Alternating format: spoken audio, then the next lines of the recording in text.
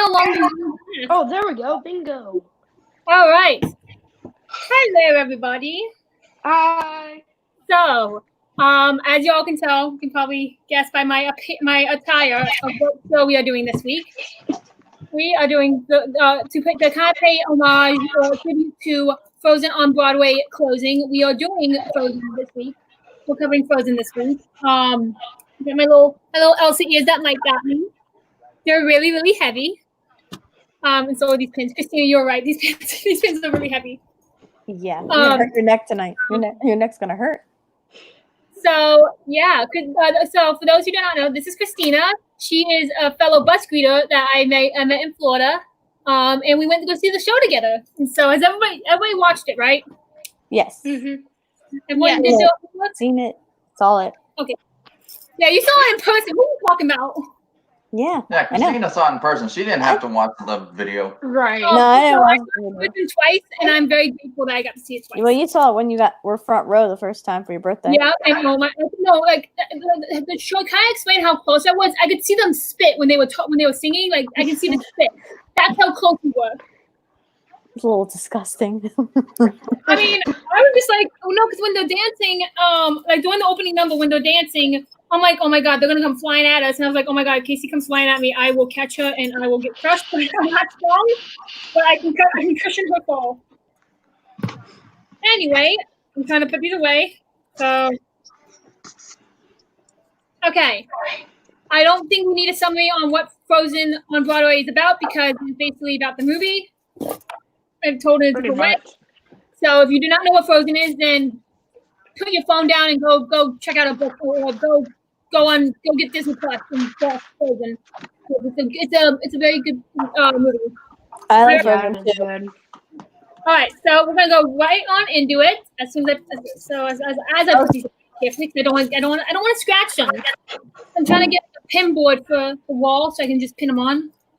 That's what I'm trying to get from like all my pins. I have so many pins, and this is not how I want to take care of them. I want to put them up so they don't get damaged. I have so many, it's not even funny.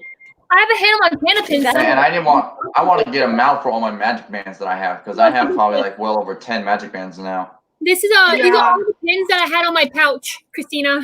These are all the pins that were on my pouch. I took them all off. So, because they were my pins.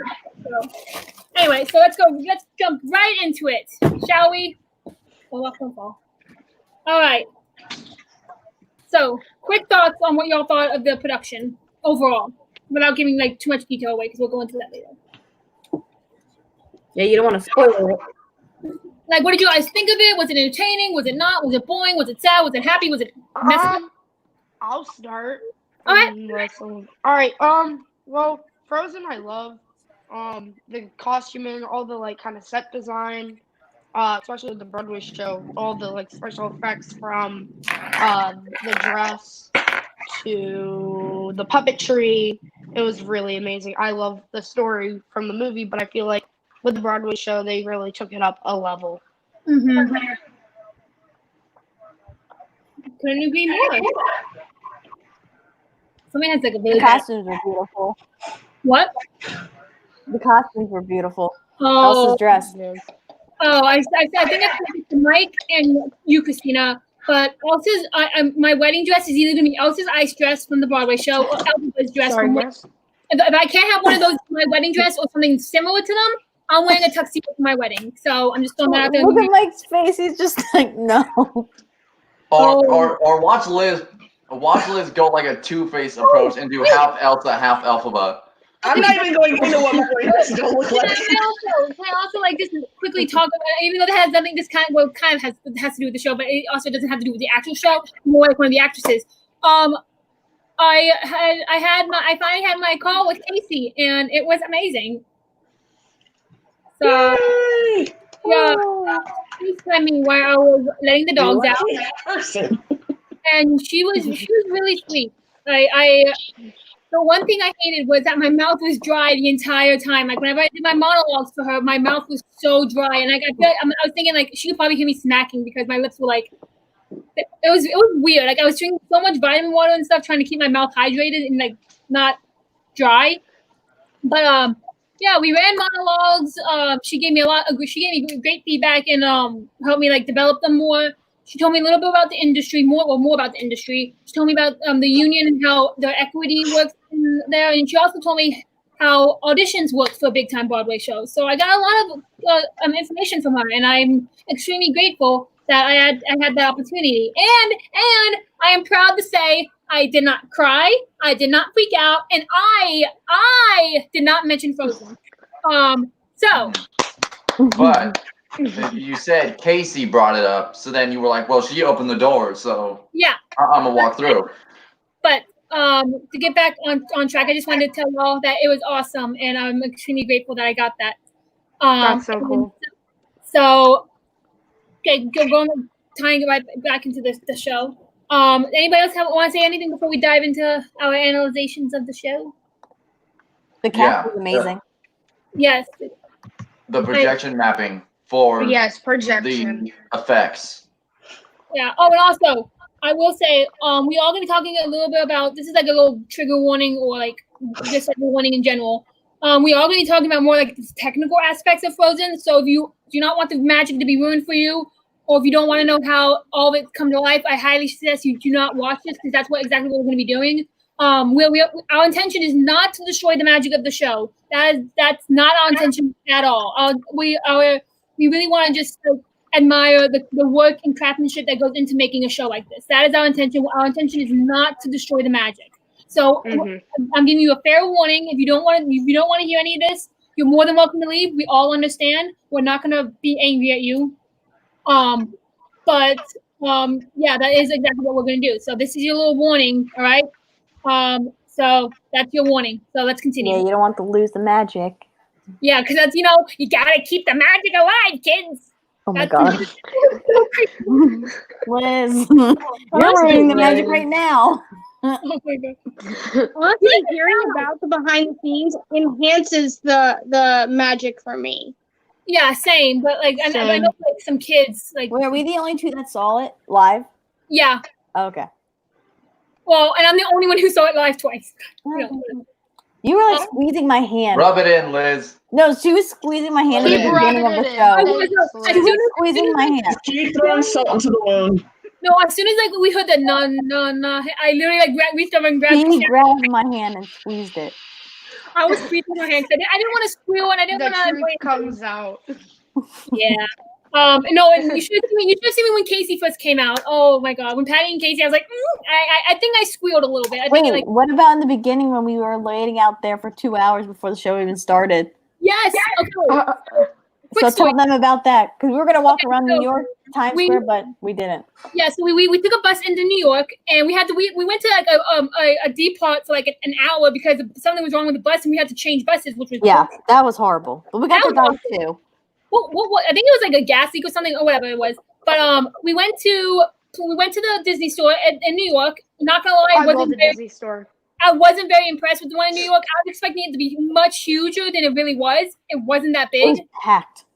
I know, but I was kind of disappointed in the New York Disney store. It wasn't as big as I thought it was going to be. And then we went to Planet Hollywood because that's a tradition for us. We went to Planet Hollywood a lot in Disney Springs, and then we didn't know what else to do, and we kind of didn't want to spend any money, and so we just went and stayed outside the St. James Theater for like almost an hour and a half. Was it 2 hours or an hour and a half? Liz, you stand by the station. No more than 2 hours. And we just like stood out there and it wasn't hot either. It was perfect weather. Yeah, it wasn't hot at all. Oh, we also went to go check out the store that's next to it that had all the like discounted Frozen. Okay, these things are hurting my head. Discounted the little the little discounted Disney store, not Disney store, merchandise store. You can get a whole bunch of stuff for cheaper price. But which I kind of wish I could have gotten some plays. I could have gotten so many plays from there. But we stayed up there up front for a while, and then Mimi, who played Young Out, who played Young Out. It was her birthday. Yeah, it was her birthday. So cool.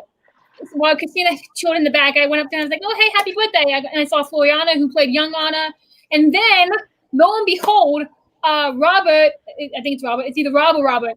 Was getting out of a car, and I guess he just came back from vacation. And I was like, "Oh, hi!" And he's like, "Oh, hey!" And I was like, because he was getting all his luggage out, and I was like, "How you doing?" He's like, "I'm doing great. How are you?" I was like, "Great. I'm here. I'm taking my friend to see the show." because I told him about it when I went to go see it. He's like, "That's right, you saw it for your birthday." And I was like, "Yeah." And he's like, "Well, I'm so excited for you to come back and see it." And I was like, "Yeah." And so I held the door for him so he can get his luggage in. And he's like, "Well, I hope you enjoy the show." And I was like, "Thank you. I hope you have a good show." And so that was awesome. I got to see him, and I also got to see Ryan, who was playing Olaf at the time. And Ryan is a girl, and she did amazing, by the way. Trying to think, who else did we? We saw a few of the ensemble members, but I think Casey and Patty were already inside, which kind of stunk, but whatever. Anyway, enough. Like, okay, let's actually get into the actual production. Starting with the opening number, which I feel like was really, really good. Who wants to kick us off while I put my ears away here, please? You have them in a package? Yes, I keep them in the box so I can get an actual case for them. Because look at these things. Like, you can't just put those have them lying around. No, I mean, you could hang it up on the wall. I know, but I don't make books right now.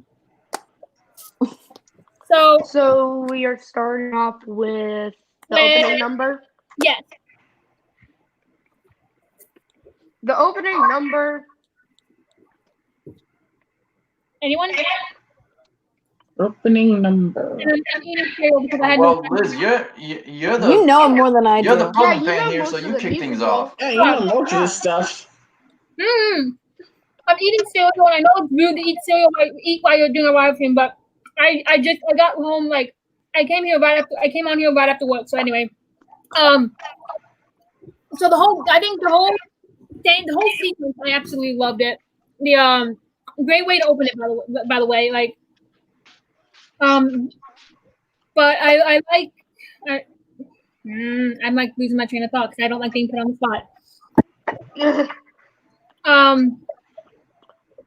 Yeah, I mean, I think it's just a great way to grab everyone's attention, and I like how it introduced the girls and like, hey, the royalty, this is for them, and so, and I love, and I'm just gonna like jump to a little bit of you, which is the second song in the number, and where they build little Olaf. He's not just tiny, he's actually really big. He's not like that either. And he minus the pedestal. He looks like that. Minus but he doesn't have the ball. I love that one of the sections looks like the Pixar ball. Yeah, that's what Mike said.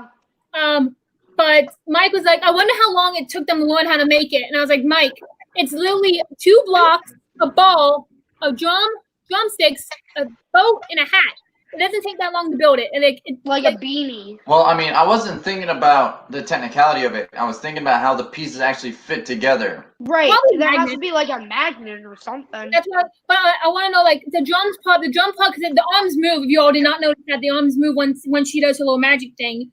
The arms move up and down. I feel like the drum has more mechanics in it because they have to be able to do that. Right. There has to be something there. And then obviously also hit Anna with her powers by accident. Before bed. What did you guys think about them replacing the trolls with the hidden folk of the Northern Nomads? Yeah. The hidden folk of the mountains. Yeah, I wasn't really happy with that name change. I'm not gonna lie to you. Why not? Yeah. The trolls were one of my favorite parts of the movie, so then they just turned them into a whole different thing. Oh, you're just sad because you can't say your Rolling Stones joke. Don't deny it. To be honest, I they could have just done what they did with Olaf. They could have done that with the trolls.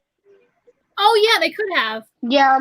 Or do what they kind of do with the one in Disneyland. Brianna has her hand up. What's up, Brianna? I'm sorry, I agree with Mike. I didn't like it either. They could have done. I agree with Tyler. They could have done what they did with Olaf with the trolls, but instead they did that, and I'm like, it really threw me off. I'm sorry, Liz. It just really threw me off. No, okay, but here, maybe y'all think differently when I say this, because I had pointed this out when me and Mike have been watching it. So they're called the Northern folk of the Hidden Mountains or whatever like that. I think because they got, because he had asked me where they got the king and queen's name from. They don't sing them in the first movie at all. But the first time we hear King Agnor and Queen Aduna is in the Frozen Broadway show. So I think this is just my theory that they tried to adapt the Broadway show so that way they can go off of that from like to add into the second movie, because the second movie they're called the Northalgia, and I feel like that has something like they were like, oh wait, that's because they obviously took the names of the king and queen from the Broadway show. Yeah. That's just my theory, that they used elements from the actual Broadway show and put it into the second movie. That's just my theory. Yeah, I like the costumes, but like I said, I feel like they could have done a better job, especially just keeping it called the Trolls. I almost forgot. Me and Mike watched this version, but you guys didn't. You guys wanted to focus more on the actual Broadway version. But in the preview show, he does have the main guy, Pobby. He does have a big headpiece that looks like Grandpappy from the movie. Yeah. So, but then, like the rest of the show, he like doesn't wear it at all. Yeah. Well, granted, can you imagine wearing that heavy thing? So. But I mean, he only comes out on stage periodically, so he would only need to wear it when he's on stage. Yeah. And So. with Poppy, I kept on thinking Josh Strickland could play this role. That's all I kept on thinking. Oh yeah, the guy who actually played him, Timothy Hughes. He's 6'7". Really? Really? He's freakishly tall. And the shortest person he ever did a number with was Amy Shore, who's under 5 feet. So can you imagine like that big? I don't even want to imagine that huge. It was a kick line, and they were standing next to each other, and it was really bad apparently. What did you guys think of the Do You Want to Build a Snowman sequence? I thought it was cute. Yeah, that was really adorable. How they like did with the magic and all that. Like, just it was reminding me of the movie, just a little bit. Yeah. Mm-hmm. I like how they killed the parents. I do like that. You like how the parents were killed? Yeah, because it was subtle and yet it was impactful. Like you knew something bad was happening because of the music and because of the lighting and everything. But also it was like it wasn't just like and it wasn't over dramatic. It was like subtle. But like, your favorite person from Hollywood Studios does it better. They die. Yeah. Dead parents. Dead parents. What is this, Billy? Finding Nemo or Cinderella or Tarzan or Coco. Coco. The parents were dead in Coco. Granted, I never watched Coco to this day. I need to watch it. I haven't haven't watched Coco watched either. Coco. No, bring tissues. Coco is really, really sad. But we're not here to talk about Coco, okay? But I do like in the Broadway show how they reveal like how it fades out, the lights fade off, fade shut to on Floriana who played young Anna.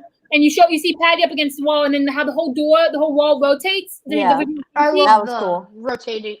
I loved how they encompassed that into the reveal. And But it's like you don't even see Casey's face. All you see is her back looking out the window. Yeah. You don't see her come on stage either, which I loved, and I would know because again, doesn't she come from under the ground? Yeah, or something? she comes Or- from. she comes in from the back wing, the farthest Oh, the wing. back. Okay. So like, Mhm. there's like Because the lights cut off. The lights. the low The stage lights lights cut off like right near the door. Yeah. So everything from upstage is dark. So she can easily sneak in. Oh, gotcha. And so what? So did they have different ages like in the movie? Did they have different ages No. for the girls, or was it So just you have little girls and then big girls? No, you have Floriana and Mimi who played young Anna and young Elsa, and then you have Casey Levy and Patty Muir. I don't know Mimi and Floriana's last names, but Casey and Patty played older, like adult Elsa and Anna, and so they didn't have any like in between ages. They just had those two, which But they had different people playing them each night, right? Besides Casey. What do you mean? There was Casey like the main Elsa. Yeah. Okay, there was no understudy or anything. Oh no, they were understudies. They have well, no, you have standbys and then you have understudies. Standbys are the ones who are ready to go, ready in costume at moment's notice. Once intermission's over, they're allowed to leave and go away. But if something happens during the second act, that's when the understudies will step in and take over.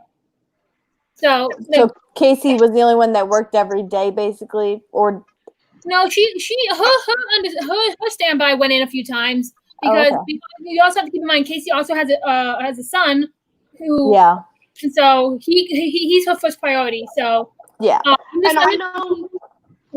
just lucky that she was there both times I went. Yeah, Michelle. Michelle? Michelle? Okay. Oh, So sorry. Forgot what's- what is the difference between standbys, alternates, and swing? Okay. That's So a good question. So, yeah, okay, can I? So huh? so swing is what I understand is an understudy for an ensemble member, correct? Somewhat, yes. Like, swings are people who know every role. Like they know all. Like if I was a swing, I would know every single female role in case one of them need to drop out, and I would hence the name swing in and do the part. So they know a majority of the line. So they'll know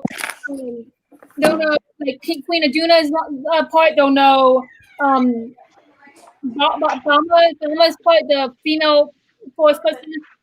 The understudies are assigned to actual individual characters. But the understudies are usually also a part of the ensemble. Like ensemble members are usually understudies sometimes. Depends if they get an understudy. And so they'll go on if the standbys aren't there. So and also it also depends on the radius. So like if they're within a certain radius of the theater, they can always the standbys can always come back and be like, hey, I'm here, I can do it. But swings are they're like the real chance because they have to know the script inside and out. Basically, they have to know more. They have to memorize much more than every individual character. So I put any swing out there because they have a real challenge. Until I was looking up the cast and I was like reading all the descriptions of what they were, and it kept on saying ensemble, alternates, standby, swing, and I was just like, what is this? I was like, well, this is the perfect time to ask this question. I haven't eaten anything all day, so I'm fine. But yeah, so that's basically what they were.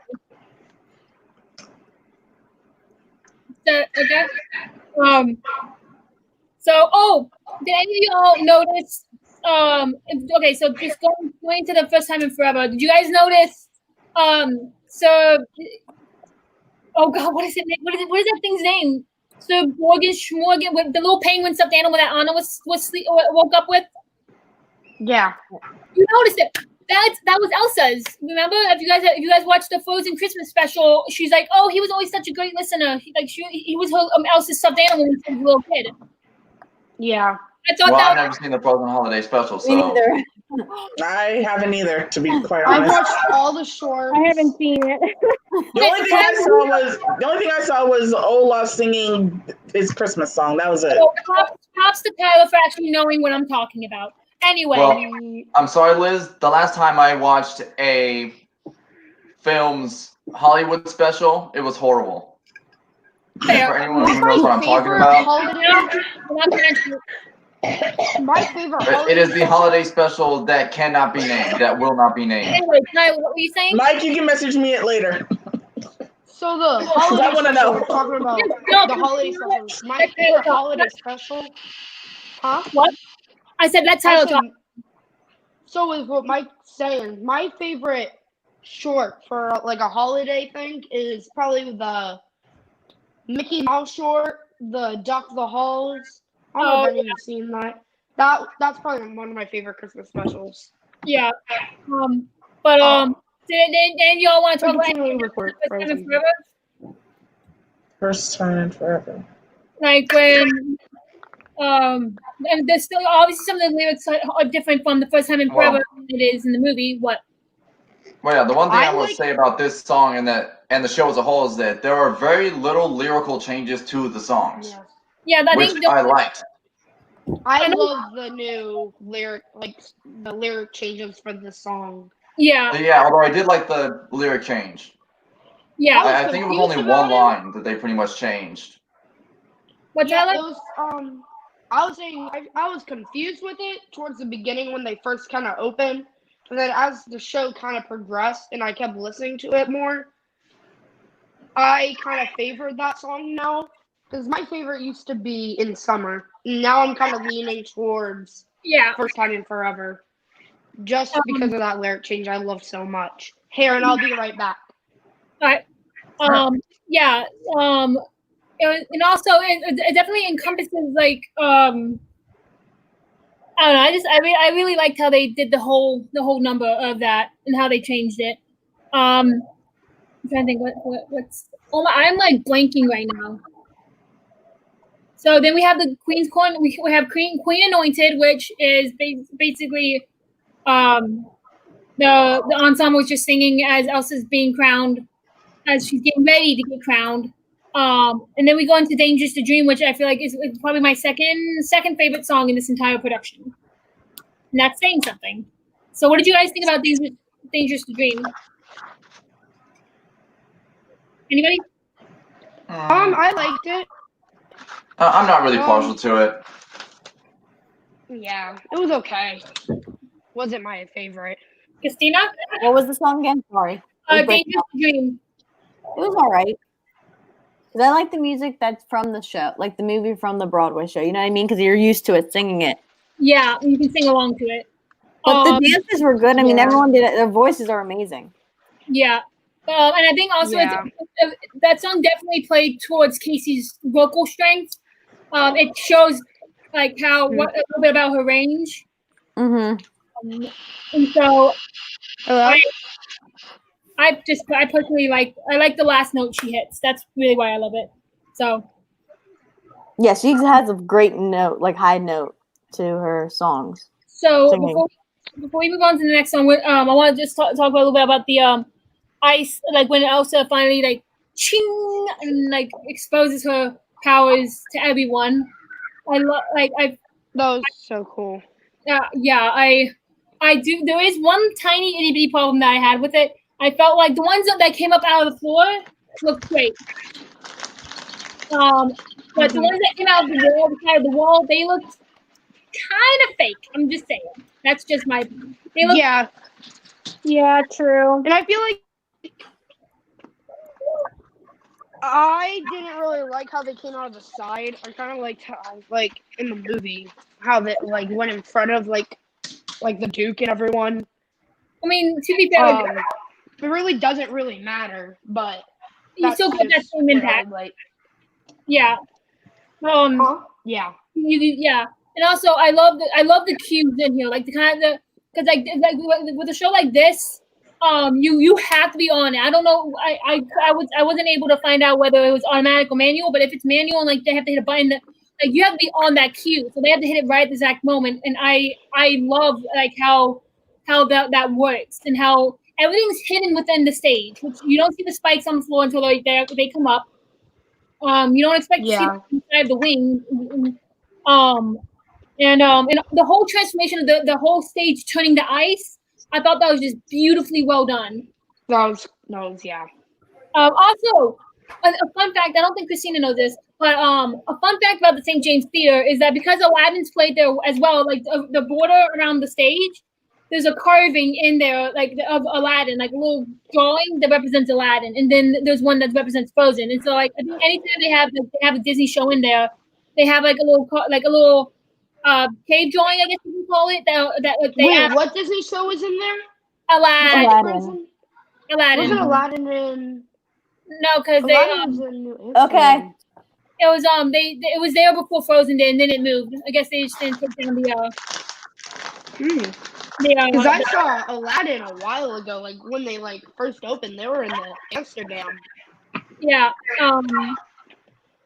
When all the characters first came out, I was like, wait a minute, like, you know, Kristoff and Sven were coming out, like all the characters were coming out in that scene now. It was like, what the, like it took me a second to get used to it, but I love the line when he's like, clean ice. Nice, clean ice. That was funny. Clean ice. Okay, so what y'all didn't see is there's a little, Mike saw it, but there's a little tidbit after Dangerous to Dream that I just love, but it wasn't in the Broadway show, but I find it funny where the Duke comes up, he's like, oh, dance with me. And like before that, he's like, oh, I have met some queens that could choke a horse. But there's no trading them in. What you get is what you get. And he's like, but you are a marvelous, a wonderful queen. And she's like, and she looks over, she's like, thank you. But what y'all didn't see is that in the preview show, like the one that they did, I think in Denver, he says, Yeah, it was Denver. he says, in need of a king, no doubt. And then she just goes, ha, one thing at a time. And it's just funny. I just love that little, I kind of wish they had it in the Broadway show, but it was funny. Because Anna's It just like, bugged me that there was no toupee when he bowed his head. There was like no toupee thing, and I was like, Yeah. and there was no dancing with Anna and dancing like a chicken with the face of a monkey or something like that. Yeah. Like a chicken with the But face what of I a did monkey. like was I fly. after kind of that scene, there was like kind of a dance number with the Duke, which I like. yes! So, I At love least that we get a moment. little I feel bit of like a dance with the because dude. I feel like just because they left out the whole chicken face with a monkey, Yeah, I with think they did dance that to number, make I up. love it. Mhm. Yeah. They Well, did yeah, that but it's like well. the reason he doesn't have the toupee that falls for it is because it was his actual hair. It wasn't a Wait. wig. Yeah. It was his But- actual hair. Christina, you had your hand up? Yeah, I have to go eat dinner, but I'll be back after. All right, just turn your camera off. I will. I'll just leave my laptop on. All right, I'll be right All back. right. All right. But I think Tyler makes a good point. The reason why they didn't have that little interaction was they made it up for that. I just love that dance, and also Rob, he tap dances. So he's like, you know what? Let's use that to our benefit. And That so was I just cool. love that entire number. I just love it when he's just like, and I love it. Yeah, even though I feel like still they could have added kind of that chicken face with a monkey, like maybe in that dance number I somehow. agree. I don't know. Yeah. But it was still I that agree. dance number was really good. So going now from there we go into what do you know about love, which is a brand new song that was added to the show. Which I personally really liked. It was really good. It Same, definitely- I loved it. And see, I think that song was a good addition. Yes. Wait, are you saying Yes. those songs that weren't good additions? No, it Oh, was. here we go. What Do You Know About Love was a good addition to the show. Yeah. There are only 2 or 3 additions Yeah. I like. The Lyric Kingdom's Monster and What Do You Know About Love? Yeah. And a couple of the dance scenes. Y'all, I'm gonna go on a little rant with Monster, but that's gonna be a little bit later. Yeah, I liked the bridge. The bridge looked beautiful, and actually they weren't that high up actually. But the bridge was beautifully made, and I loved it. Mm-hmm. And also, Mike made a good point. Patty has got to have some abs to be able to pull herself up after like falling down like that, like on the bridge. She's got to have some abs. So Well, yeah, I was saying that to you when we were watching it together, Liz. It's like he just falls through, but he's holding on with his arms. She's literally hanging nearly upside down by her waist upside down. Right. She is actually by her upside down. waist. But even still, she pulls herself up pretty fast. Yeah. So, well, also she has Is the bridge what? is the bridge like the way it was in Phantom No. when Well, they were going across the balcony? well, no. The bridge is suspended above in the oh gosh, what is that called? I think it's called the atrium or something like that. That you The don't you can't catwalk, pretty much. and so Catwalk. the grid, Yeah. the grid. No, the catwalk is above everybody else. The grid, that's what it's called. And when it comes down, it's literally it's bigger than what it was in Phantom. But also they're it's the actual actors. It's not double gangers like they did in Phantom. It's the actual people because they literally just Yeah. have to go and go up and they're good to go. Did So- they have harnesses on for Yeah. when they fell through? Yeah, no, you see them put the harnesses on, which I like, which I think is pretty cool because it's like a little way to make it part of the show, not to make it like they went off and then magically they had these harnesses on that came out of nowhere. They actually showed them putting them on, which I I like too. But I also did like the accuracy because when you are mountaineering up in high, snowy, icy conditions like that, you do want to be tethered to your partner some way. So if they do slip and fall, you You're can going try down. and stop them from sliding all the way down the mountain. yeah. If I Yeah. die, you're coming down with me. No, that's not at all. But yeah. So I want to go back for a second to Love is an Open Door. Why do you think they added like that long dance sequence I into love it? that dance sequence. I mean, that was why one of my not? favorites. That was one of the best dance sequences I've ever I seen. am Yes. I'm determined to learn it, and then I hate to admit this, but I've become infected with TikTok. So I can thank my friend from school Like he got me to download the app, and now I have a TikTok. And I met some really cool people last night actually while they were doing a live on TikTok. Really sweet guys, and really fun people.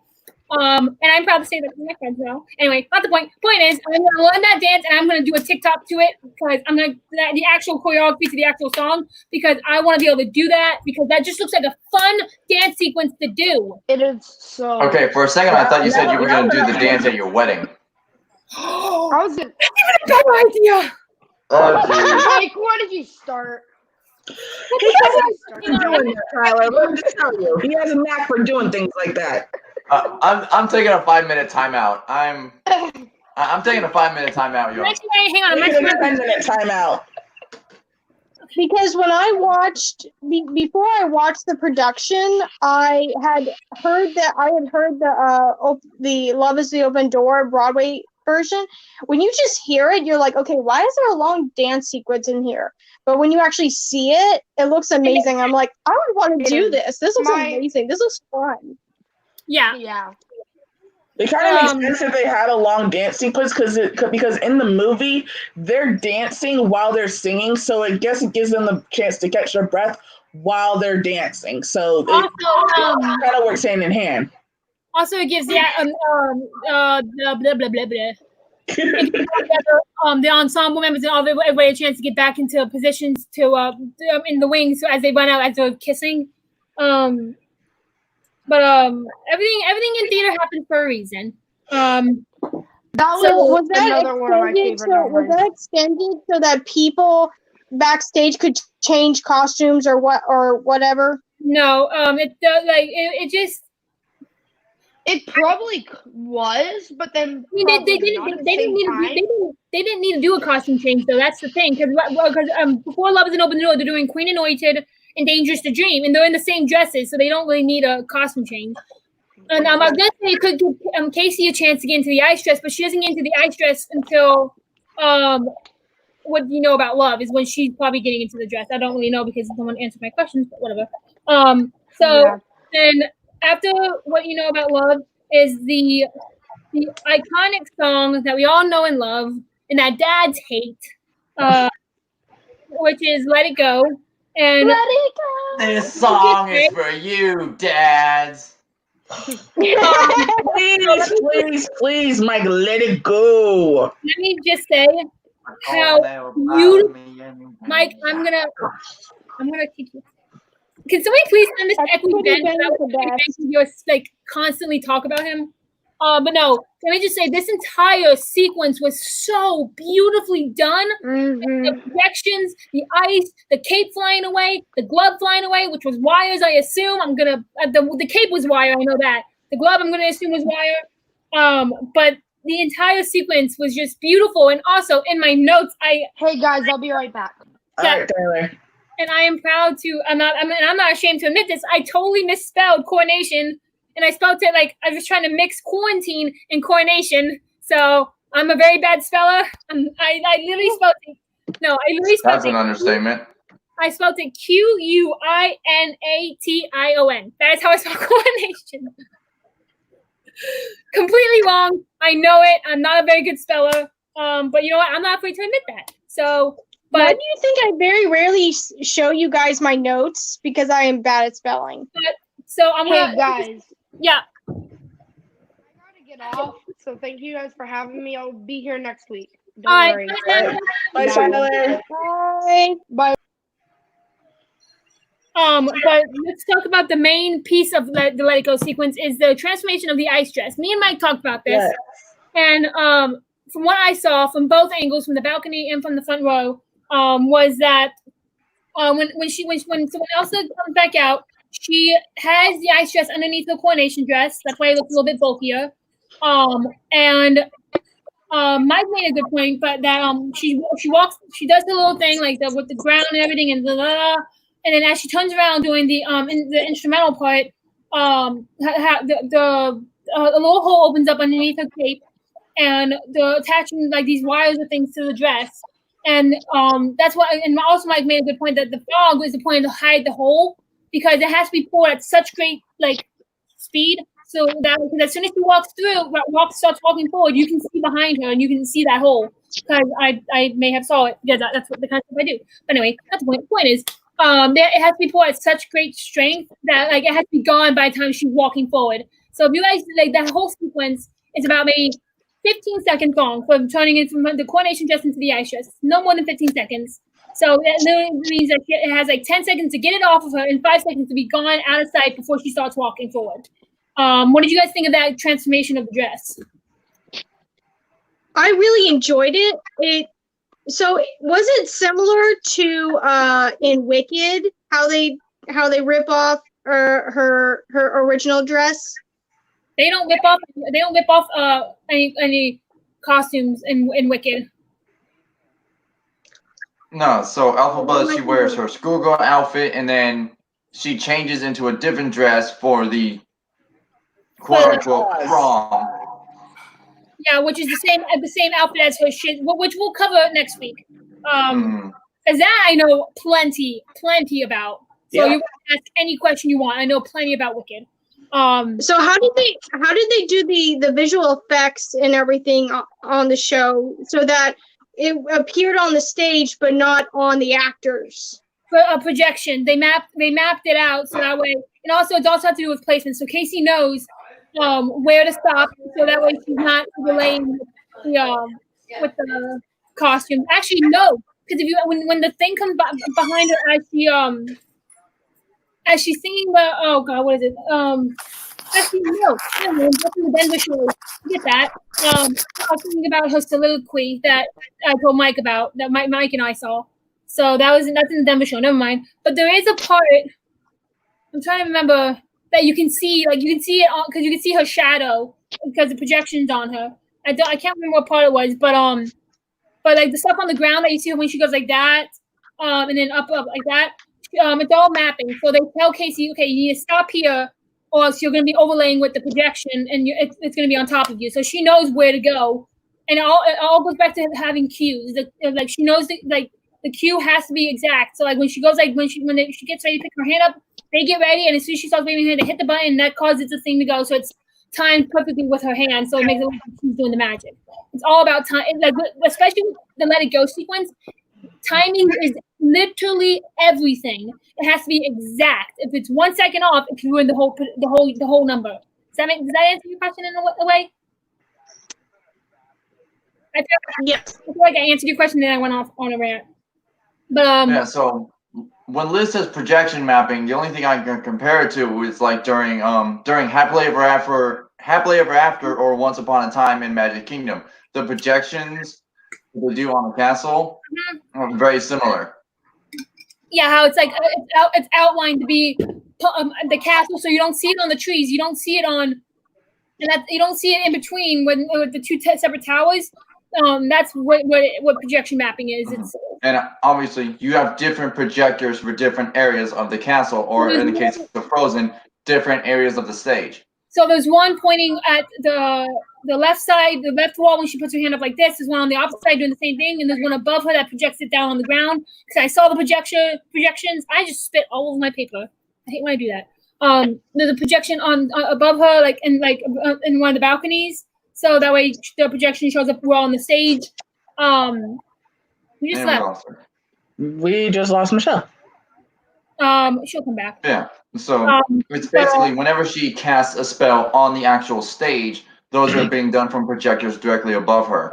Yeah. And those are the ones that she really has to watch where she steps, because she could step into them. Yeah, and that would ruin But the ones that go like up on the sides of the stage, those she doesn't really have to worry about, because she's like center stage at this point. Yeah, she's like center stage.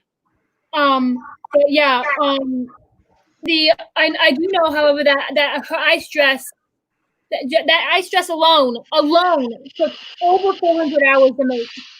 I can believe that. It's so I can seriously believe that. Okay, I might pronounce this wrong, but there are something like Sophia crystals in them or something. So like some type of crystals that are all woven in within the dress, and it's sapphire crystals. Swarovski. Like, Yes, that's what it is. Swarovski crystals. Thank you. It's the same crystals that they put into Emma Watson's dress for the live action Beauty and the Beast movie. Okay.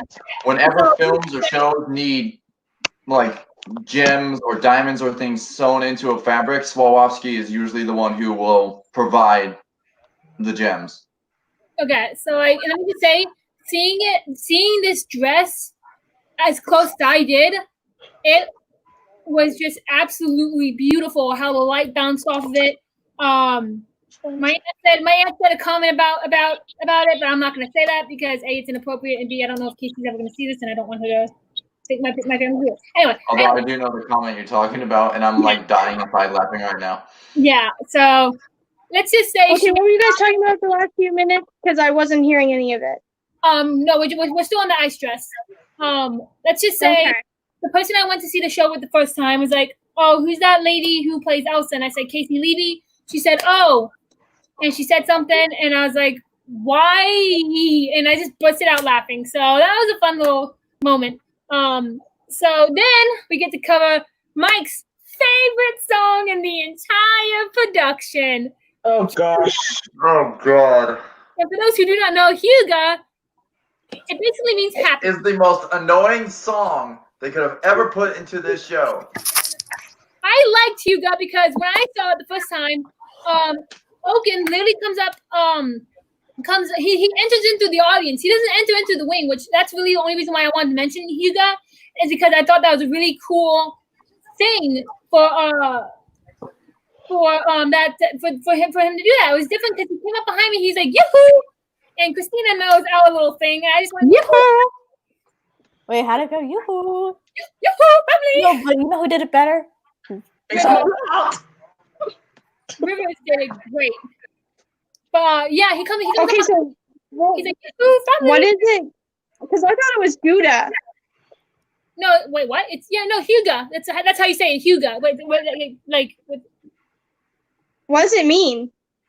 Huga. It means like, based on what the song says, it basically means like happiness or like something good. So like, not Huga means not good. Huga means good. So I guess that's what it means, pretty much. I apologize for any kids watching, but what it means to me is pain in the ass. But yeah, that's really all I wanted to mention with that. People are watching this. Do they? Yes, please. Let's move on from that atrocity of a song. I mean, not the movie. That sequence in the production was hilarious for me. Yeah. I loved it. Yeah. Them coming out with the palm tree things and whacking each other. I'm sorry. I just loved it. I'm sorry. I loved it. Yeah. So after Huga is the First Time in Forever reprise. Which generally I like. But I like that it was different. It wasn't completely the same as the movie. Like the conversation was a little bit different. Hang on. Does she have a notebook? Yes, I have a notebook. Yes, she does. It's like you said, Liz. So obviously, Casey Levy sings a little bit of Demi Lovato's version of "Let It Go." Yes, before the reprise. That was really cool how they incorporated that, because for those if you guys do not know, Demi covered "Let It Go," and she when she says standing frozen, the past behind me, whatever. There's like the opening number. In the past. No, not that part. She says, give me a minute. Standing frozen in this life I've chosen, you won't find me. The past is well behind me. That part, yes. Buried in the snow, yeah. That part. Thank you, Brianna. I love that song, and I love Demi Lovato. Okay. They added that into the Broadway production, which I really enjoyed. That, and I was like, oh my god, that's really cool. At first, I was kind of thrown off, and I'm like, what is this doing in here? But as she was going on singing it, I was like, okay, this fits perfectly. And they did a good job. And so, again, you guys didn't see this, but in the Denver version, Elsa has a soliloquy after she throws Anna and Kristoff out, saying like, why did she open the door? Why did she let her sister in? And I feel like it goes right. It goes into Monster really well. It like says like, okay, she's about to have this internal fight with herself. Saying like, now I have to say goodbye, and it's actually like for a very short soliloquy, it's actually very powerful. So then we go into Fixer Upper, which I am determined to learn this dance sequence. I'm gonna learn. I will Fixer Upper out every sequence that's in this show. Fixer Upper is the dance sequence that I am going to learn. I am determined to learn it, and when I learn it, I'll put it on my TikTok. Liz, you are seriously tempting me to download TikTok so I can just watch this. Do it, Brianna. Well, she can always upload the video to her Instagram. No, because I have some friends on here, Kyle, who would be very disappointed they found out I had TikTok. But Besides, Mike wants me to download TikTok anyway, so. Well, Liz, you do know I can always send your TikToks to Kyle. If you do, he'll do it. He knows Kyle. Yeah.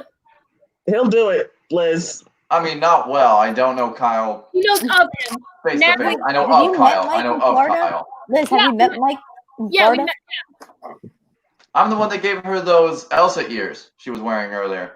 Yeah. Wait, then how did you guys meet?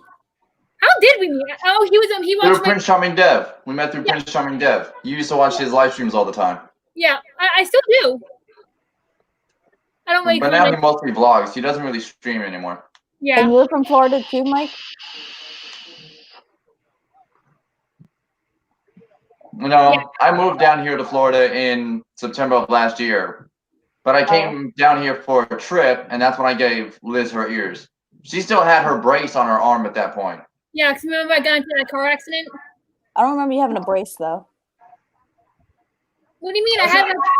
I saw a photo of it. I told Bob that I had to wear a brace, and he's like, well, it's neutral color, so we'll let you wear it, because I had to wear it because my car got totaled. Remember? Oh yeah, that was horrible. Yeah, that was. And God bless my roommate for coming to pick me up on the side of the highway. I was like 5 minutes from home, so it wasn't that big of a deal. But my whole body went forward. I ended up hurting my wrist and hitting my head really badly. So anyway, not the point. We're not here to talk about Liz's greatest hits. That was funny. It was not my fault, by the way. My fault. I was ruined it. Anyway, so back to Frozen.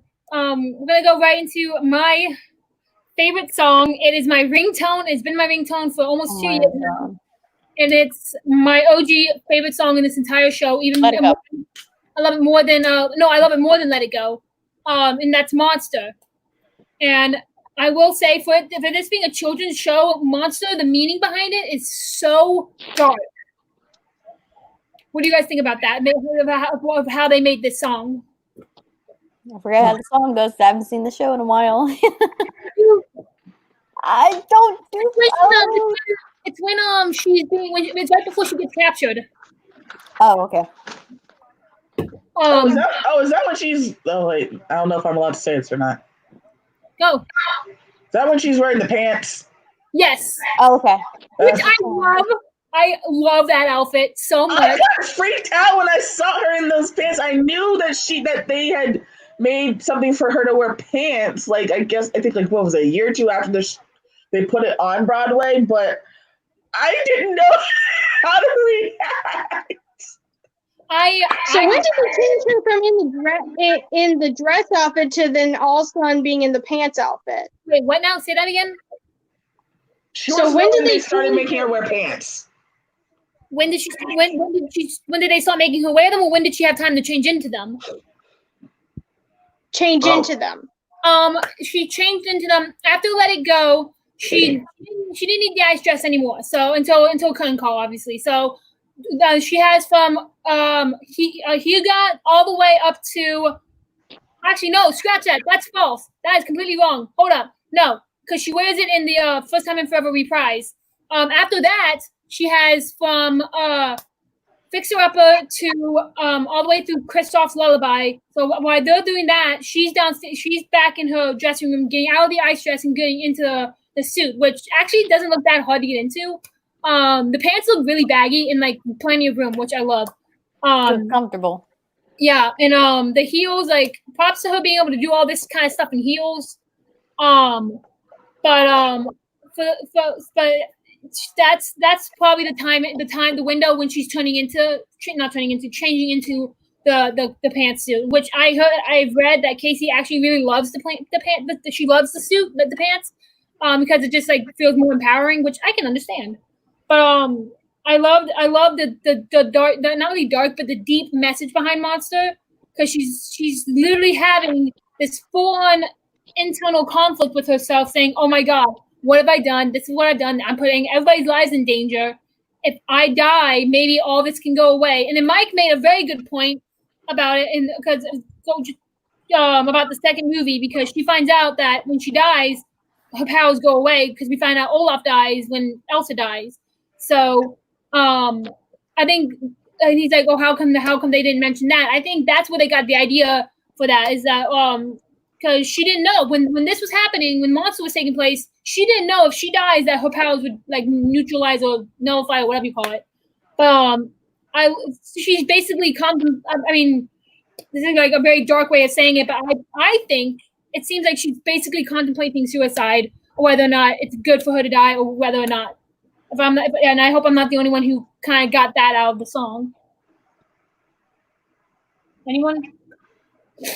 No, I got that too. Yeah. And also, can we just talk about that ballad she hits at the end? Ah, I love it. All right, here, Christina. Here's the day I met Liz and gave her ears, and you can see there she's wearing her brace. Oh, I see. Look at your blonde hair. I know my short blonde hair. Now I'm not blonde. I'm brunette. And now you're a brunette. I'm keeping it this way for a while. It looks good on you. It looks like it's red too.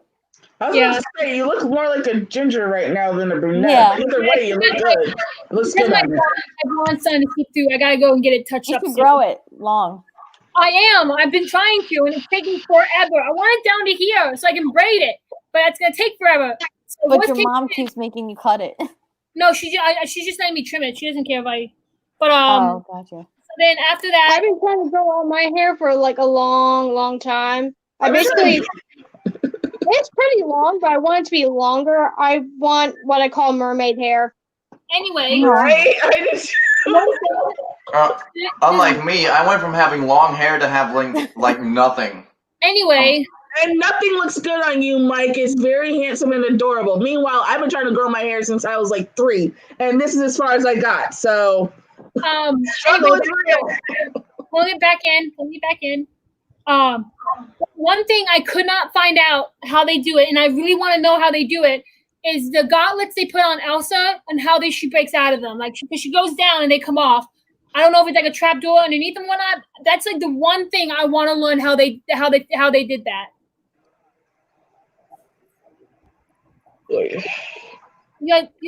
I mean, maybe it's just a matter of like. It's got to be like a timing thing. Maybe there's someone who like clicks a button off stage and they come undone, or there's a button inside, and when she hits her hands, she pushes the button and they just pop off. See, that's what I'm thinking. Because like obviously, if someone's doing it from the wing, there is the possibility of a timing issue, because you don't know how fast or how hard she's gonna swing her hands. No, because she has them out like this, and she goes in like this, like she's concentrating her powers into her magic into her hands, and suddenly has them explode. Because then she goes like that, and they're off. And because she's like, oh, and then she goes like that. She does like, oh, what is this called? Oh, she does not a plie. She does a. I don't know what that's called. I hope my dance teacher doesn't see this, because she's told us that 1,000 times. But she does this and goes off and running into the back. Huh? Like a leap? Yeah. Running leap. But Colt, I think. Yeah. So that's the one thing I want to know how they did. But let's see what else. It's got to be a trigger release, either done by someone off stage or done by her from inside the bracelets. That's what I'm thinking. And then we go into True Love, which is Anna's only solo song, which I love. I personally love True Love. It's not even a solo. It's her own ballad. Yeah. What did you like and what you love? Because I feel like I'm doing most talking, and I think I need to be quiet for a while. So somebody else take over. Mike, you take over. Well, I mean, from what I got when I watched the show with Liz, is that she's basically reflecting on how she Anna believes that she will never find true love and will essentially die alone in that room. She accepts her fate. But people think that she is gay too. What? Remember? Are you talking about Elsa? Yeah, remember? No, we're talking about Anna. Oh, sorry. I thought you were talking about Elsa. We're talking about true love. Sorry, well, Elsa is gay, but sorry, I thought you were talking about Elsa. No, Elsa. Oh yeah, she's totally. She's at least bisexual. She's at least bisexual. Yeah. Sorry, kids don't want to. Bisexual women preferred. Kids don't watch this. Not right now. Anyway, sorry. What do you guys think of the whole number of Quota by the Minute? Because Brianna and Michelle aren't going to be talking a lot. I love the part with like all the people clinging together to make it look, like when Anna goes frozen and everything. I loved how that looked. Yeah, that looked really, really good. Although it was very hilarious when Liz and I watched the Denver show because when Anna unfreezes, you can literally see Casey Levy pull the wig off her head. Yeah, it's so funny. But then when I watched the Broadway show today, and I watched it for just a split second before we actually started the stream, I saw on the Broadway show they take Patty Murray, and if I could talk, into the ensemble out of the light so they can pull all the pieces off her, and then and then they kind of drop her back on stage in her regular costume. Yeah. Then the only thing I did not like, from there we see Anna punch Hans. I did not like the sound effect they used for the punch. I did not like that. Whatever. They should have used the punch sound effect they used in the movie. Yeah, that didn't. It sounded so fake, and it looked so fake. It did. Well, no, because it was. That's the fakest punch. No, you guys have to remember. It's also because of the angle. Since you're higher up, if you're in the orchestra, it's gonna look more realistic because of the angle you're looking at. But it's because we're higher up, we can see above them, so we can see them not make. It's all about point of view when it comes to that. It's similar, like when you go see the Indiana Jones stunt show here in Hollywood Studios. Depending on where you sit, you can tell that they're not making contact during the fight sequence in the Cairo market and the airfield in the desert. You can tell they're not making contact. Yeah. It's all just about where you're sitting, how close you are, how high up you are. And also before that, a little story from when I saw it the first time. When Hans is about to kill Elsa, and she like falls over and like passes out, I guess you could say. This little girl who was sitting across from us the aisle, because Elsa's like knocked out at the stage. She goes up to the stage because she's that close. She can actually go up on the stage and touch it. She's the little girl banging on the stage saying, "Elsa, are you okay?" And the mom's like, "No."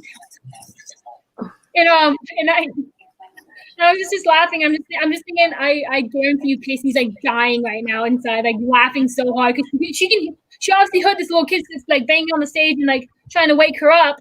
But it was just adorable because she didn't know if Elsa was okay or not, and so the kid was actually concerned. And it was I'm just glad none of the ushers came up and like removed them from their seat. No, she didn't. No, but she wasn't that loud. That's the thing. She was really quiet. She was like, it didn't disturb anybody. I mean, if you were sitting like 10 rows behind her, you wouldn't have been able to see her. So. Oh, okay. And also, it was near the end of the show. They're not gonna kick you out just with like making sure one of the actresses are okay. Okay.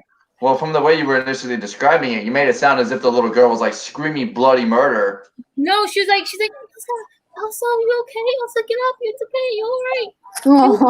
It was so cute.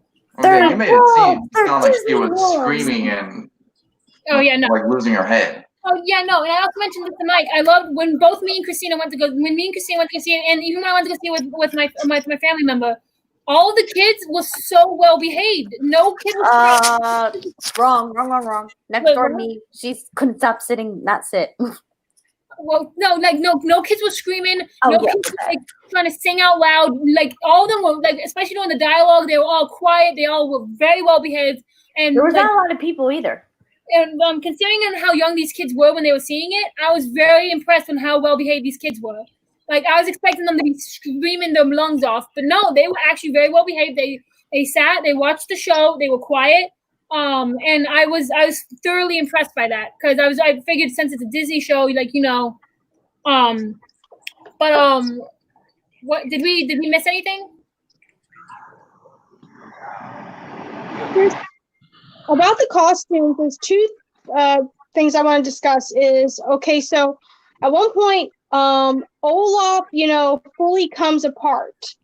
Yeah. So is he fully comes apart? Is it like two costumes? Like there's one where he's rolling and everything, and then all of a sudden, the Olaf person actually comes on stage, or does it fully come apart, or is there two different costumes? They're actually not costumes. They have the one that you see him as pieces. They're really just balls of fabric that stitched together to look like him, and then you have the head that Anna uses to puppet it. And then when they throw him, the actor Greg, who actually played Olaf, he's already in costume, ready to go. So as soon as they go out, he goes out, he comes in. So it's like a little switcheroo. How'd they get the ball to roll? Remote control. So basically, they have like a little motorized ball inside of it, like a hamster, to push it along. Yeah. I really enjoyed the character who the actor who played Olaf. He sounded so much like Josh He Gad. even looks like Josh Gad. He even looks like Josh Gad a little bit. He really did. I was like, wait, is that Josh? That can't be him. Yeah, he did a fantastic job. And also Noah, who was Kristoff when me and Christina went to go see it, he was actually ensemble. So when Janali left, he took over as Kristoff, which I thought was pretty cool. And I wanted to discuss about Sven. Was there one person? Yes, the Sven one costume. person or two people in the costume? It's one guy. He's in the costume, and right? I know what to compare it to now.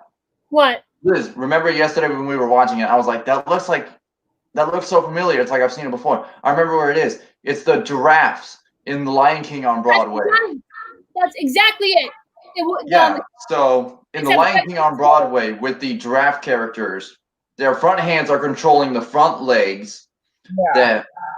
The giraffe's neck and head sits on their head, and then they're wearing the bodysuit, obviously. And then the giraffe's legs are connected to the bottom half of their leg, their ankle, and all the way up to their knee, I think. Okay, I think I've seen that set up before. Yeah. Okay. Mm-hmm. Yeah, because if you look closely at the Sven costume, you can see where the bottom part of Sven's back legs connects to the actor's like foot and ankle, and like midway up his leg. Yeah. So and then also at certain angles, you can see the slits in Sven's neck that the actor is looking out of. Yeah. I don't know why I didn't think about that sooner. I saw The Lion King I had really great seats. I don't know why I didn't think about that sooner with Sven. I just thought it was what I love about the curtain call is that Sven comes out as Sven. You don't see the actor. You don't. At no point do you see the guy. He never broke character. Even in call, he never. And broke honestly, character. that's why I like the Frozen Broadway show compared to the one in Disneyland, because the one on Broadway is so much more detailed. Yeah, well, they have. I need to watch the one in Disneyland. I have it on YouTube. I'm probably gonna watch it later. I watched it all the way up to the Let It Go sequence, and then just the way she turns into the ice dress, I was like, nope, I can't watch this anymore, and I turned it off because it's so bad. So, what are the differences between the one at Disneyland and on Broadway? What are the differences? How much time you got? I mean, I will say this: I have all the time in the world. The people that they cast both on Broadway and Disneyland are very good. They are very good. I mean, obviously, in Disneyland, they're not going to be Broadway caliber, but they are still gifted singers. Like, these are people that have had some form of vocal training to sing. Yeah. But the costume change in particular that Liz is talking about, so in Disneyland, Elsa is standing on the ice staircase during Let It Go. And to change from her coronation dress to her Ice Queen dress, she literally has to pull a string on the costume so that way it falls away and show the Ice Queen dress underneath. But there's a blooper out there where the Elsa in question tries to pull the string and it doesn't go. And so while she's trying to sing the song, she's trying to get the costume off. And the lights go down for like 2 seconds while she pulls the dress off. But when the lights come back up, she's still fighting with the dress. And she has to do the transformation from coronation to Ice Queen dress mid-song. Yeah, which is not good. Mm-hmm. But obviously you think with a theme park show like that and a Broadway show, obviously the rehearsal time is much different. Yeah. There's much more rehearsal time and detail that goes into a Broadway rehearsal for a show than a theme park show. I actually talked to Casey about rehearsals a little bit, and how the rehearsals usually go. And actually, I was actually surprised to hear that like the rehearsals that she's done, that you'll go in like at 10 a.m. and you'll be done by 6 a lot of the time. And I'm like, really? That's actually a really short day. She's like, yeah, you do about 7. You do about 5 or 6, 7 days a week. I can't remember what she said, but they're not that long.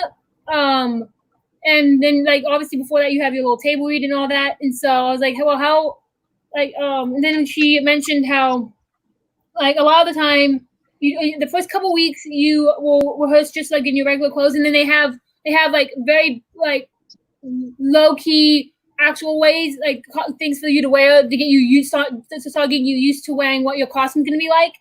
So they had like a fake they had a stick and literally a ball for Casey to hold when she was practicing her coronation thing.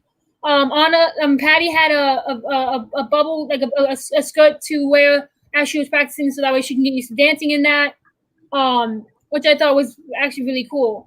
And so I was very surprised that, and also she mentioned how rehearsals will usually go about maybe, I think she said, oh my gosh, I think she said about maybe 3 to 2 weeks before actual show day. So, which I was like, really? Because the rest of the time they're getting the show ready, they're getting the stage ready, they're getting the sets ready. And by then, and then you're supposed, while that's going on, you're supposed to be learning your lines and all that. So that way, when you come to rehearsal, you don't need your script. They expect you to be off book by the time you come to rehearsal, which I think is actually kind of amazing, because when I was in my acting class, granted, a lot of them were not actors and not theater majors, and so they whatever he said, okay, you guys, you gotta be off book by this day. No one would ever be off book, because they always had to have the script with them because they weren't practicing the lines or whatnot. And I was like, it got annoying because my teacher kept pushing back the off book day, and I was like, well, what about for those who are off book, who know the lines? But yeah, so she had told me a little bit about how the rehearsals works, and she says they're usually fun. Well, I mean, like the thing with getting a cast off book is that it's hard. I think it's harder for some people because some people need that actual on-stage interaction to get the lines memorized. So you can also get the timing down in which you're delivering the lines. And also, you can't show anybody the script. Sorry, Michelle, what were you going to say? How often in auditions are people like that normally wouldn't get a role? How do they like put it in there so that other people can? I'm trying to figure out how to say this. Because like there's a woman who actually played the character of Olaf, when normally it's played by a man. How do they get an audition that way? Or when you go in, you literally like there's a form obviously you need to fill out and all that, and all this, like there's a whole bunch of paperwork you fill out, and while you're waiting for hours and hours on end, you fill out all that paperwork, and I'm assuming there's a spot where it says like, are you auditioning for a lead role? Are you auditioning for ensemble? Are you auditioning for dance or whatnot? And so you just tell them what part you want to audition for, or like all the above. Like, and I guess Ryan, who I guess she said all the above, or like either that or she probably auditioned for something else, and they're like, hey, we think you'd be a good Olaf. And so That's usually how it works in with my auditions at my school. Is that they tell you, are you okay with playing a male role? Yes. Are you okay? Are you playing like a snowman? Yes. But so I guarantee you, there's a section on the form that says what kind of role are you looking to get. Does that answer? And I had actually seen a video of her getting offered the role. And I thought that was so cool that they videotaped her getting offered the role. Yeah, her reaction. Mm-hmm. Yes. I've actually seen a video similar to that of James Monroe Iglehart getting the call when he was offered the role for Genie.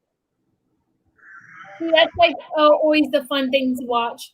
They were actually before the movie even hit theaters, they were already starting to plan this musical, which I thought was kind of impressive.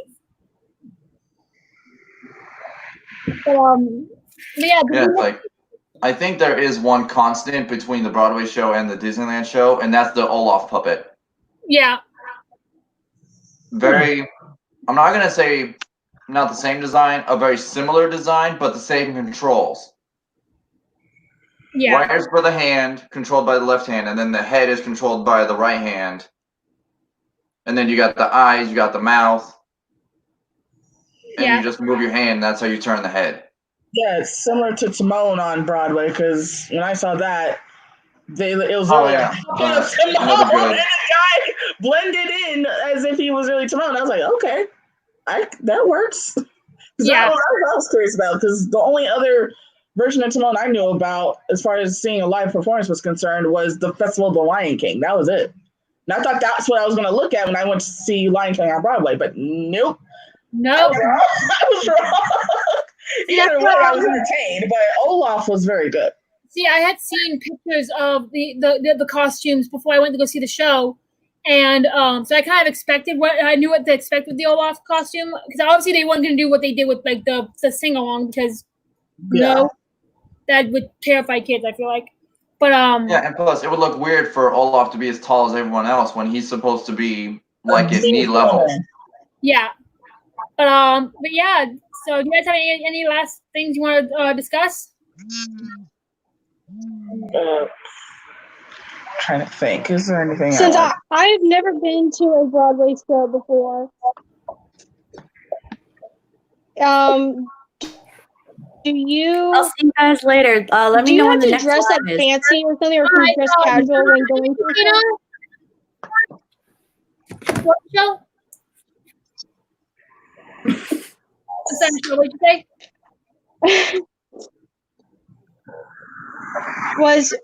I have never been to a Broadway show before. So if you do go to one, do you have to dress up fancy or can you dress casual? You can really wear whatever you want as long as it's appropriate. Like, I know when I went, I literally wore like capris and like a light blue kind of shiny shirt, and that was it. And I had my snowflake necklace on, and that was literally all I wore. And this, but because I don't ever take this off, but my little corsami, this never comes off my neck, only when I'm in the shower. Yeah, they don't care what you wear. It's not like it's not like they're gonna be like, oh, you're not just fancy enough, you can't come see the show. No, it's not like that. Mm-hmm. I mean, heck, not even the Broadway performers show up dressed fancy. They show up wearing jeans and shirts and well, maybe some of them don't wear jeans. Some of them will wear like slacks or things, but they're not, Yeah, they don't care. They really don't. They're not dressed from head to toe in a suit and stuff. Yeah, even when they come out the stage door, they're still just wearing regular clothes because it's late and they want to go home, but yet they stop and say hi to everybody. Which, by the way, the stage door, it was probably one of the funnest things ever because it was everyone. I was surprised I was able to get so many good pictures with some people, but And also, like the picture that Christina sent me for the thumbnail. Oh yeah, it literally looks like Casey Levy is standing next to you. Yeah, we did that on purpose. In her Ice Queen costume. Yeah, we did that on purpose. Although I do want to ask, is it, and I can't believe I keep getting this wrong, is it Levy or Levy? Levy. Levy, okay. Casey Levy. Oh, is it Levy? No, it's Levy. Yeah. But yeah.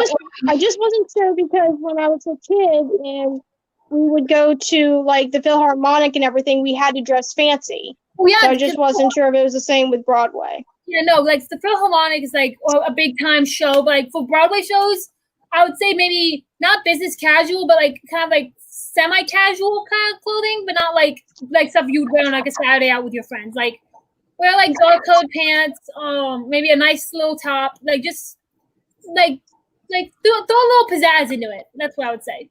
I guess it depends on the theater because anytime my mom took me to a Broadway show, whether it was Lion King or Wicked, heck, even the Nutcracker, even though that's not even Broadway, she always made me wear a dress. So I was like, Mom, this is the Lion King. Do I really have to wear a dress? She's like, yes.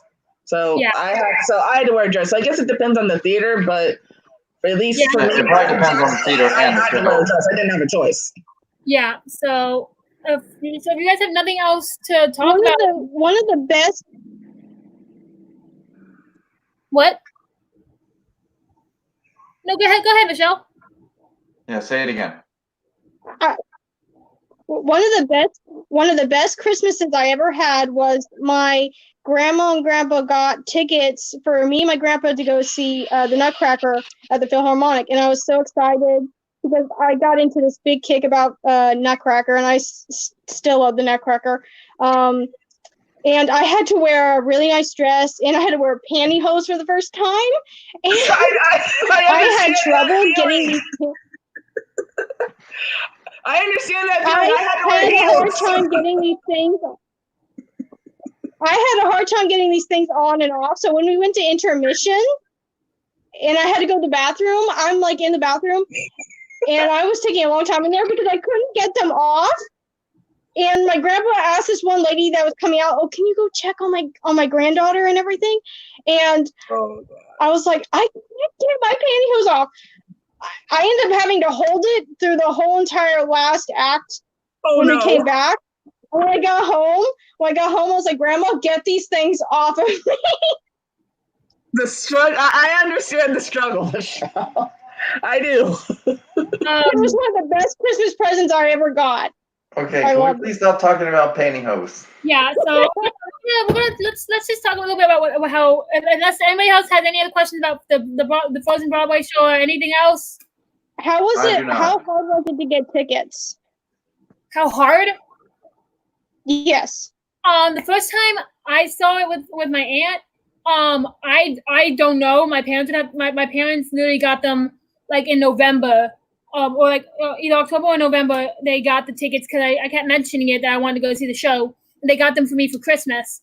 And the one when me and Christina went to go see, we got them like 2-3 months in advance. And so it depends on how good seats you want. They had to get because the show I saw with my aunt was on May 14th, I think, or May 17th. The show was, and and they got the tickets like in November to get front row seats. And they is there a certain site you have to go to get the tickets? Yeah, you just go to go on Google and just type in Broadway Frozen on Broadway. But the show is closing, so if you want to see it, I don't think it's going to be open when quarantine's done. So I can't afford to go to New York. no, it's done. Like the actors already cleaned out their dressing rooms and everything, so it's gone. It's officially gone. No, I'm just saying in general. Yeah, but it was worth the money. Every penny. Being able to be that close to the stage the first time I saw it, it was definitely a surreal experience that I will carry with me till like the day I die, because it wasn't like anything I had experienced before, and I am grateful that I got to see and meet a lot of the cast from that show. So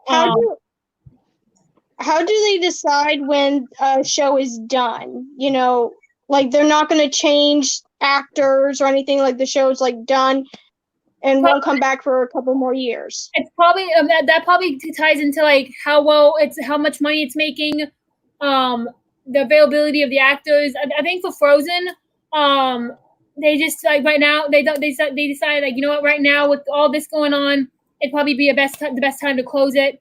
I know there are a lot of people who are sad that it's closing, so when it comes back, it's going to be a hit again because it's Frozen, that's real. I don't think it's gonna be going for very long. Personally, I'm thinking at the max maybe 3 years, and then they're gonna bring it back. No longer than that. Sounds about right. It's such a great show. I think mainly that has to do with how well it's doing in the box office, how many people are going to see it, like the reviews, the overall sales of the show. I think that's what determines how long the show stays. Like for Wicked, That'll sell out easily. Yeah, Wicked. Even the tours sell out. Wicked, Phantom, Les Mis. Yeah, they all keep going. They all keep going because they're making lots of money, and so if like I know right now that all those shows are taking a big hit because of what's going on in the world right now. And so speaking of, I want to just take a quick little moment just to say like even though all of this is going on, this craziness, the quarantine and the riots and all that's going on, my heart goes out to anybody who's in the middle of all that.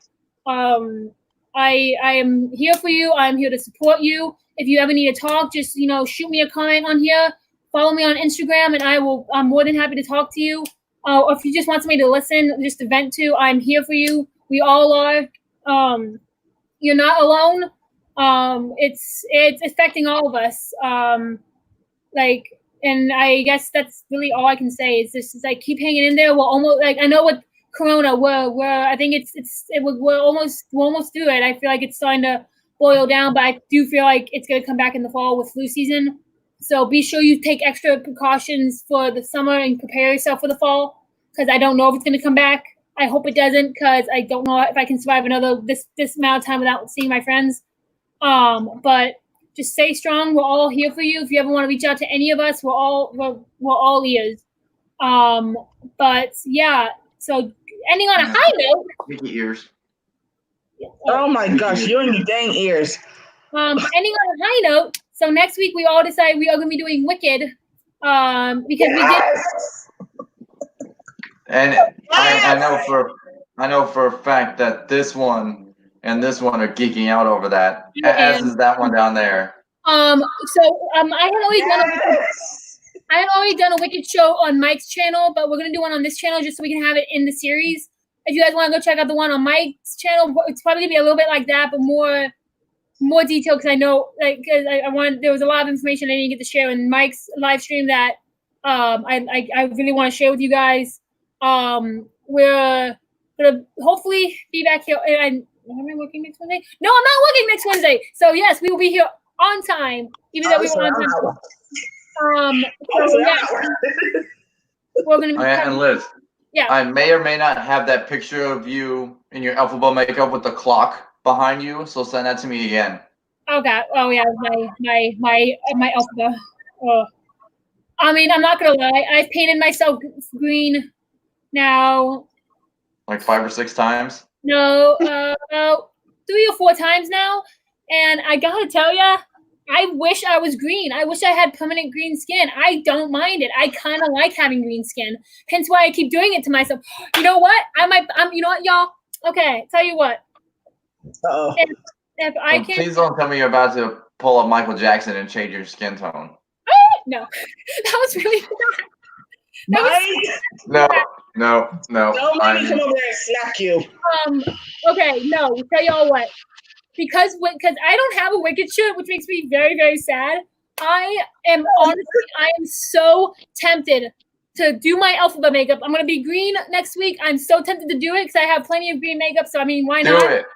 And I have my black wig, and I'm not gonna wear that entire dress because it's hot and it's black and it's heavy, because it looks a lot like everybody's dress, which is amazing. But anyway, not the point. Point is, do the makeup. If y'all want me to do that, I will come to next week's live stream with green skin. I'll do my whole face. Makeup.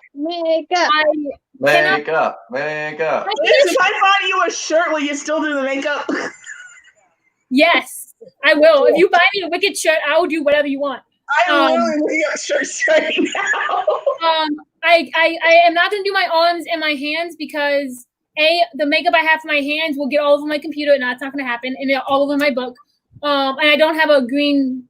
Well, I might have a green shirt, but yeah, no, I'll do my neck. I'll go all out like I did on Halloween. So if y'all want me to do that, drop a like here at the end of this. Message me on Instagram if you want me to do it. More Do than, it. more than likely, I probably will, just because I love being green, and also I love going to work with green still in my ears and all of my hairline because it freaks out my. And also, I can see what it looks like if I have brown hair. Because every time I've done it, I've had my blonde hair. I've never done it with my brown hair, so that's gonna be exciting. So, yeah. Mike, did you ever send Liz the picture with of the shirt that Tom has of Wicked? Oh yeah, no, hang on. Low key, there was a. Let me show you all this jacket. I really don't want. remember. I'm literally going to buy this jacket for myself because I really want it and it looks really cool. Check this jacket out. Look at that jacket. Oh wow. And so, and it says on the back, what does it say? I'm through accepting limits. So that is, I'm buying that jacket. I really want to buy that jacket. Let me end this because this is. I love that. So okay, hold on. Let me see if I can find the. Oh yeah, here it is. So this is a Disney-inspired Wicked shirt that Tom does. Disney got. Well, let me turn off the. Oh yeah, I saw that. I saw that. But yeah. So next week. I've been begging him to tell me where he got these shirts so I can get that for you, Liz, but he won't tell me. I just gotta. One of y'all have to just remind me on Wednesday to give myself green skin so I don't forget. So, if anybody else have anything else to say before we wrap this up? All I say is that, like, I'm glad that, like, we were able to watch Frozen, even though it was on a computer screen. It sucks that it has to close because that was going to be a birthday surprise for someone. Shall remain nameless. But now I have to come up with something else. I wonder who. Now I have to come up with something else, but I mean, hey, you know what? If it comes back to Broadway, we're going. I'm going to tell you this. You better take me to Phantom and Aladdin first. Honey, I'm taking you to Lion King first, okay? No, you're taking me to Phantom first. If anybody's going to Phantom, you better bring me along. If anybody wants to we'll take Michelle Liz. Okay, so also, can I just say, I know the whole layout of the Gershwin Theater where Wicked is held, so... Oh, wait, speaking of Wicked, I think it's supposed to come to Orlando within the next couple of months. That's not going to happen. Well, if it does, I know who I'm taking. Oh, wait, wrong way. If you're in town, we can go. You know, I would drive. Well, it depends on who's playing Alphaba and who's playing Glinda. Honestly, it really does. Hell, if Wicked comes here, Liz, I will drive my ass to South Carolina and pick you up myself. All right, if you do that, then I'll go. But other than that, on that note, we will see you guys back here next week with my green skin once again. And you know what? I want to give you all a challenge. Each of us has. Liz, you're gonna have to tell me what size shirt you are because I found at least 3 shirts that you might like. Medium. Got it. I give you all a challenge. You don't have to do it, but I feel like it would make it a little bit more fun if we each have to dress up as a character. Okay? Oh, that's gonna be difficult. No. That's the fun of it. You just be as creative as you can. All right? Just use whatever you can. If you can't do it, that's absolutely fine. That's gonna be difficult for me. You are really talking to one of the most uncreative people ever. Well, that's That's the problem. What? No, I'm sorry, brother. Liz has dibs on Elphaba. Yeah, because I know how to do makeup. Yeah, because Liz is being Elphaba. Liz will fight you for Elphaba. I will. Actually, no. Actually, I would win because I know every little detail about Elphaba. So hot. And I proved that to Casey. It's gonna be the Tickle Bar. That's why. I really good, but I don't have a blonde wig, and I've never worn a wig in my life. I'll be the sister nobody wants. How about that? No, y'all didn't even let me finish. I was gonna say, don't tell us who you are, so that way we could guess. But okay, I may or may not be the sister that no one wants. Obviously, everyone's gonna be able to know who I am, so we're not even gonna try that. But yeah, so if you guys want to dress up, by all means, go on ahead. If not, that's absolutely okay. We will see you guys back here next Wednesday at 7 p.m. for a Wicked Ball. I don't know. A wicked stream. Yeah. A wicked good time. It's gonna be so osmopolitan. So we'll see you guys back here Wednesday, all right? Y'all have a great night. Thanks for watching. Night, YouTube. Peace out, guys.